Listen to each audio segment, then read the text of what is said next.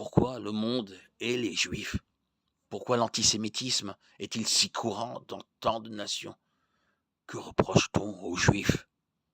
L'histoire a montré qu'au cours des 1700 dernières années, les Juifs ont été expulsés de plus de 80 pays. Les experts ont conclu qu'il y a au moins 6 raisons à cela. La thèse raciale, les Juifs sont détestés parce qu'ils ont une race inférieure. La thèse économique, les Juifs sont détestés parce qu'ils détiennent trop de richesses et de pouvoir. La thèse de l'ennemi intérieur, les Juifs sont détestés parce qu'ils sont différents des autres. La thèse du bouc émissaire, les Juifs sont détestés parce qu'ils sont la cause de tous les problèmes du monde. La thèse du peuple déicide, les Juifs sont détestés parce qu'ils ont tué Jésus-Christ.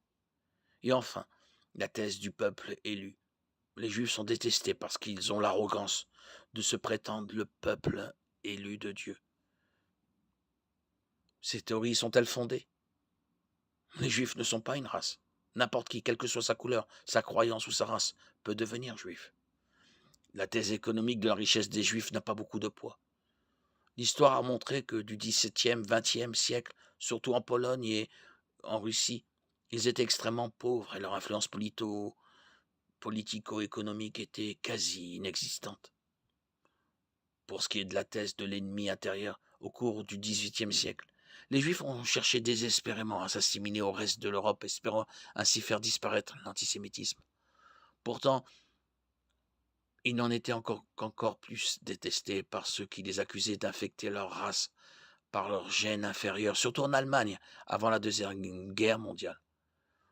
Pour ce qui est de la thèse du bouc émissaire, les Juifs ont toujours été détestés, ce qui en fait une cible facile. Pour ce qui est de l'idée du peuple déicide, la Bible dit clairement que ce sont les Romains qui ont tué Jésus, même si les Juifs étaient complices. Ils n'ont été accusés de ce meurtre que plusieurs siècles plus tard. Pourquoi dès lors personne ne déteste-t-il les Romains? Jésus lui-même a pardonné aux Juifs, Luc 23, 34, et le Vatican les a absous de sa mort en 1963, sans pour autant que l'antisémitisme diminue. Pour ce qui est de la revendication d'être le peuple élu de Dieu, les Juifs allemands avaient rejeté ce statut vers la fin du XIXe siècle pour mieux s'assimiler à la culture allemande. Mais cela n'a pas empêché l'Holocauste. Aujourd'hui, certains chrétiens et musulmans prétendent être le peuple élu. Pourtant, le monde les tolère et déteste toujours les Juifs. Ce qui nous amène à la véritable raison pour laquelle le monde hait les Juifs. L'apôtre Paul a écrit « Oui, je voudrais être moi-même maudit et séparé de Christ pour mes frères, mes propres compatriotes, les Israélites. C'est à eux qu'appartiennent l'adoption, la gloire, les alliances, la loi, le culte, les promesses et les patriarches. C'est d'eux que le Christ est issu dans son humanité, lui qui est au-dessus de tout. Dieu béni éternellement. » Romains 9, 3, 5. La vérité est que le monde hait les Juifs. Les Juifs sont les premiers-nés de Dieu, son peuple élu. Deutéronome 14, 2. Dieu s'est servi des patriarches, des prophètes et du temple juif pour apporter sa parole, sa loi et sa morale à un monde marqué par le péché. Il a envoyé son Fils, Jésus-Christ, dans un corps juif pour acheter ce monde du péché.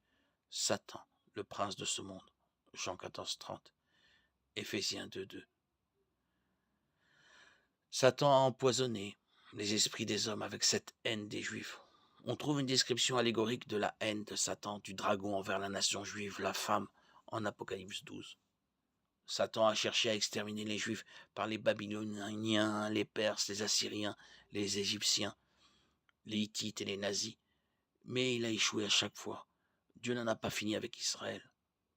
Romains 11, 26 dit qu'un jour tout Israël sera sauvé, ce qui serait impossible si ce peuple n'existait plus.